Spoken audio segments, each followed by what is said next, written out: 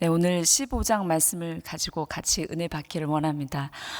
오늘 15장의 말씀은, 특히 이 본문의 말씀은 이스라엘 백성들이 가나안 땅에 들어가기 전에 하나님께서 이들에게 주시는 말씀입니다.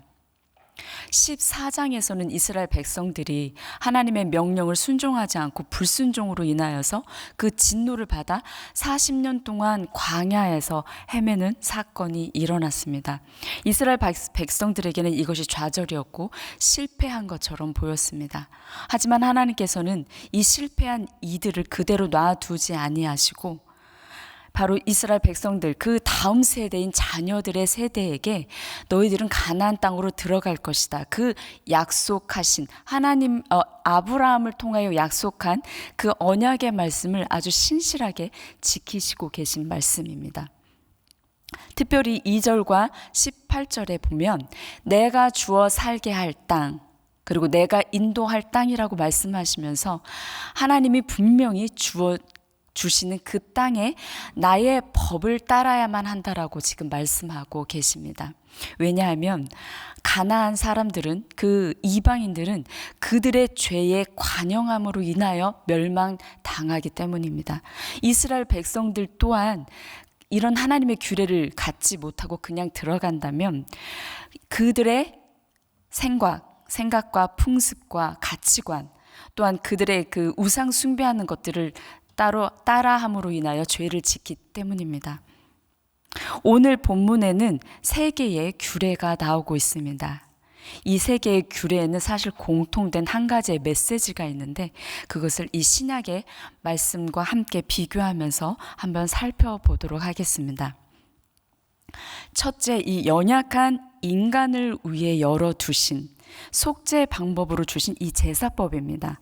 이 제사법을 보면 그들의 실수로 인한 모든 것들을 속죄, 또 소죄, 화목죄 이런 것들을 이야기하고 있습니다. 우리 15장 22절, 23절을 한번 같이 읽도록 하겠습니다. 시작. 너희가 그릇 범죄하여 여호와가 모세에게 말씀하신 이 모든 명령을 지키지 못하되 곧 여호와께서 모세를 통하여 너에게 명령한 모든 것을 여호와께서 명령한 날 이후부터 너희 대대에 지키지 못하여. 여기 보면 그릇 범죄하여 라는 단어가 나옵니다. 이것은 고의로 지은 죄가 아닌 실수로 또는 잘 알지 못하여서 지은 죄를 이야기하고 있습니다. 계명을 잘 지키려고 노력을 하지만 잊어버렸거나 또는 사회 자체가 악하여서 그것이 범죄인지 모르고 짓는 죄들도 의미합니다. 그래서 회중 전체가 범죄한 사건과 또한 한 개인이 범죄한 사건을 다루고 있습니다. 그런데 특별하게도 타국인들이 범죄한 사건까지도 동일하게 같은 법을 지금 적용하고 있습니다. 왜냐하면 민수기 11장 4절에 보면 이방 다른 인종들로부터 탐욕이 시작된 사건, 다베라 사건이 등장하고 있습니다. 이들의 죄로 인하여서 이스라엘 백성들까지 그 죄가 오염되는 사건이 있었던 것이죠. 그래서 하나님께서는 이 타국인까지도 같은 심판을 내리고 계십니다. 하나님께서 왜 가나안 땅에 들어가기 전에 이런 제사법을 허락하셨을까요? 이스라엘 백성들은 그동안 40년의 광야 생활에서 만나와 메추라기로 이들의 삶을 살았습니다. 이 말은 자기들이 노력하지 않아도 매일 하나님의 은혜로 양식을 얻었다는 거죠. 그것은 이들이 매일 하늘을 바라보았어야만 했다는 것을 의미합니다. 하지만 이제 가나안 땅에 들어간다는 것은 이들의 노력으로 농사를 지어서 그 소산물로 살아갈 수 있음을 의미합니다. 마치 하나님의 은혜가 없어도 내 노력으로 나도 오늘을 살아갈 수 있구나. 그 소산물로 살아갈 수 있음을 의미하는 거죠. 마치 이들이 하나님의 은혜를 기억하지 못할 수도 있다는 것을 말합니다. 그런 가나안에서의 풍요로운 삶, 그리고 그 평안한 삶이 이들에게 마음의 해이함으로 인해서 실수를 유발할 수 있다는 거죠. 근데 여러분들은 이렇게 생각할 수도 있습니다. 우리가 바쁘게 살다 보면 실수할 수도 있고 잊어버릴 수도 있고 그냥 부지중에 죄를 지을 수도 있는데 이것을 왜 이렇게 하나님께서는 강경하게 말씀을 하실까? 그것은 이 말씀의 귀중함을 잘 모르기 때문입니다. 여기 사용된 그릇 또는 부지중에 라는 말씀의 원어를 살펴보면 무지의 죄를 범하다라는 뜻이 있습니다. 예수님이 십자가상에서 말씀하셨던 가상칠언 여러분 다 아실 겁니다. 그 첫 번째 말씀을 한번 살펴보도록 하겠습니다. 누가복음 23장 33절을 우리 다 같이 읽겠습니다. 시작. 예수께서 이르시되 아버지 저들을 사하여 주옵소서 자기들이 하는 것을 알지 못함이니이다 하시더라. 그들이 그의 옷을 나눠 제비 뽑을세. 이 바로 여기 알지 못함, 이게 바로 무지의 죄를 의미하는 겁니다. 그러니까 우리들이 저 실수했어요. 저 잘 몰라서 그랬어요. 이것으로 인하여 예수 그리스도를 죽이는 사건, 구세주를 죽이는 것까지 간다는 사실이 얼마나 무서운지를 여러분 알 수가 있습니다.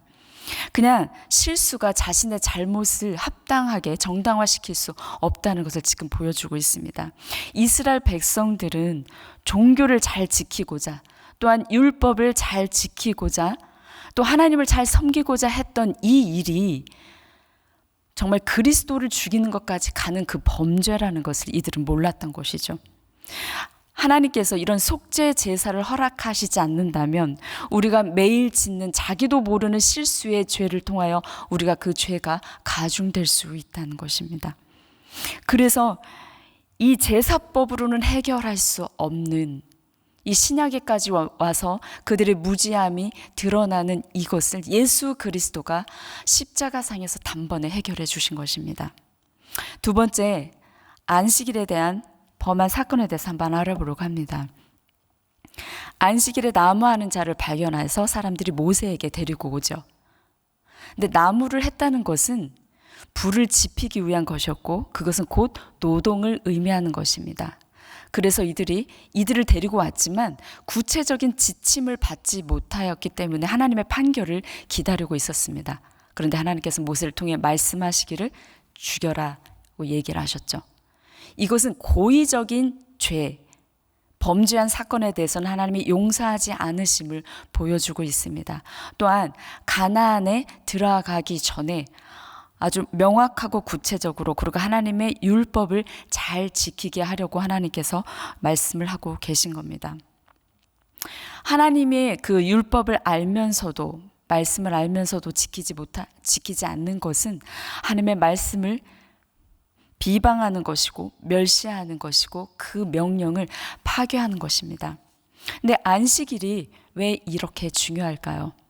그것은 하나님과 인간과의 관계를 확증하는 표징이기 때문입니다. 특별히 이스라엘 백성들이 가나안에서 지키는 이 안식일은 이스라엘의 정체성을 분명하게 드러내는 것이지요. 쉼을 갖는다는 것은 이 내 삶에서 내 노동으로 사는 것이 아니라 하나님으로 산다라는 것을 의미합니다. 결국 나의 음식과 일을 중단하는 것은 내 생명이 하나님께만 있다라는 것을 의미하는 것입니다.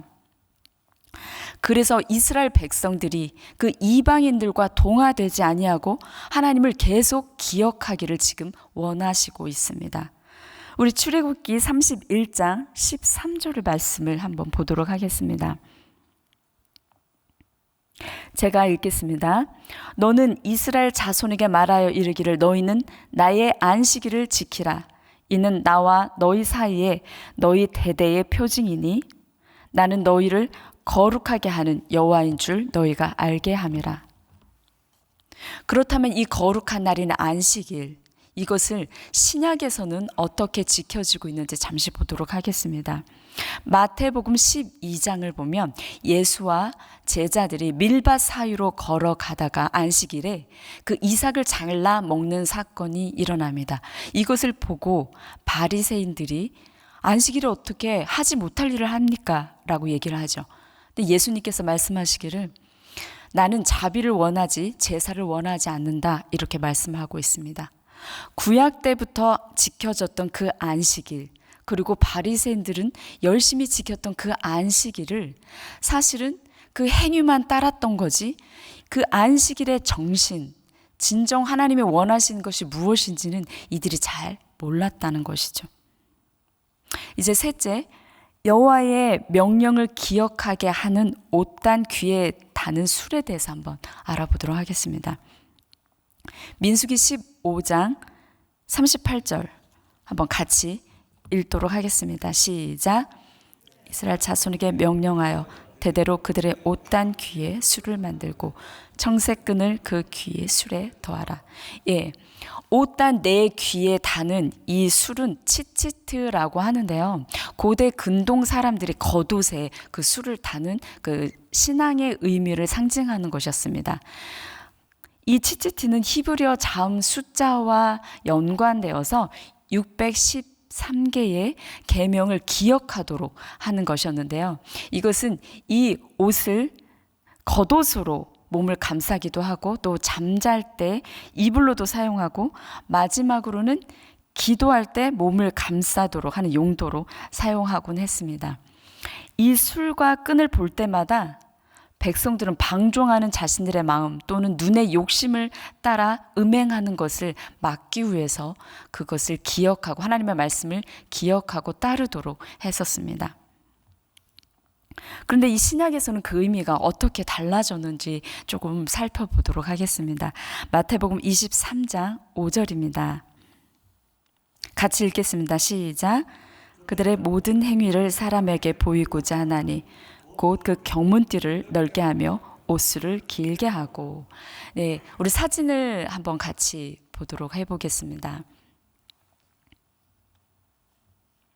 예, 여기 보면 옷 단 내 귀에 단 그 술이 보이시죠? 길게 한 것들이 보이는데요. 그래서 특별히 이 바리새인들과 서기관들은 사람들이 잘 보일 수 있도록 그 술을 길게 하고 있고, 그다음에 조그만 그 술 단들이 있는 것을 볼 수 있을 겁니다. 다음 사진을 볼게요. 예, 이 술이 어떻게 생겼는지 청색으로 좀 더 구체적으로 보이도록 하고 있습니다. 다른 사진이요. 네, 이게 경문띠라고 하는데요. 이스라엘 백성들, 그러니까 유대인들은 지금도 이것을 지키면서 하고 있는데, 경문띠가 무엇이냐면 하나님의 말씀을 잘 기억하기 위해서 그 말씀을 적은 것을 그 상자 안에 넣어서 심장 가까운 곳에 팔에 이렇게 왼쪽 팔에 답니다. 그리고 이 띠를 둘러서 엄지에 이렇게 다는 건데요. 이 경문띠를 넓게 한다라고 하는 것은 사람들에게 내가 지금 하나님의 말씀을 잘 지키기 위해서, 거룩하게 하기 위해서 나는 잘하고 있다, 이것을 보여주기 위한 것들이라는 겁니다. 네, 이제는 사진 내려주셔도 감사하겠습니다. 그래서 이 경문띠와 옷수를 길게 하여 자신들의 거룩함을 드러내주고 있는 거죠. 하나님의 말씀을 기억하고 너희들이 거룩하게, 그리고 주님의 말씀을, 명령을 따르라라고 주신 그것을 오히려 자랑하는 것으로, 그리고 보여지기 위한 것들로 사용하고 있다는 것입니다. 이 세 개의 규례의 공통점은 매일 하나님의 말씀을 기억하면서 하나님의 법을 따르라, 이것이 공통점입니다. 그리고 매 순간 자신을 살피고 또한 말씀을 기억하고 하나님과의 관계를 회복하라고 하시는 그 거룩함을 가르치기 위한 것이었습니다. 그런데 이런 것들이 완전하지 않는, 그리고 지켜질 수 없는 율법을 하나님께서는 왜 주신 것일까요? 율법은 우리의 삶의 눈금과 지침서와도 같은 것입니다. 이것이 있어야 하나님의 백성으로서 어떻게 살아가는지, 그리고 죄가 무엇인지를 알려주는 것이죠. 마치 이것과 같습니다. 우리가 학교에서 시험을 보지 않으면 나의 성적이 어느 정도인지를 잘 모를 수 있습니다. 저의 경험을 한번 해보면, 제가 신대원을 준비하기 전에, 그러니까 신대원을 준비할 때에 처음에 들어가자마자 시험을 보더라고요. 성경심을 보는데 저는 성경을 많이 안다고 생각을 했습니다. 그래서 한 8, 90점은 나오지 않을까 이렇게 생각하고 시험을 봤는데 정말 그 결과에 깜짝 놀랐습니다. 부끄럽게도 한 30점대가 나오더라고요. 그래서 너무 놀래가지고 그다음부터 성경 공부를 진짜 열심히 했던 것이 기억이 납니다. 마찬가지입니다. 우리가 시험을 보기 전까지는 사람들이 이렇게 생각할 수 있습니다. 내가 중간 정도는 성적이 되겠지. 하지만 시험을 봐야만 내가 1등인지 또는 60명 중에 58등인지 59등인지를 알 수 있다는 거죠. 또한 그 시험은 내가 무엇을 아는지 또는 모르는지에 대해서 알려주고 있습니다. 이스라엘 백성들이 가나안으로 들어가서 산다는 것은 바로 이것과 같습니다. 내가 이스라엘 백성으로서 구별되는 삶, 그리고 거룩하게 사는 삶, 그리고 죄가 무엇인지를 알게 하는 것이 바로 이 율법인 것입니다. 그러나 율법으로는 구원을 얻을 수가 없습니다. 다만 죄인인 것만은 알 수가 있죠.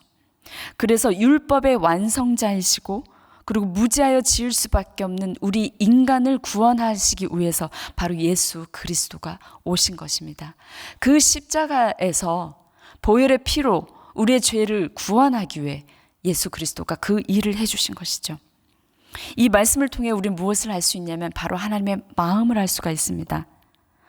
하나님은 왜 구체적으로 이렇게 이런 지침서를 우리에게 주셨을까요?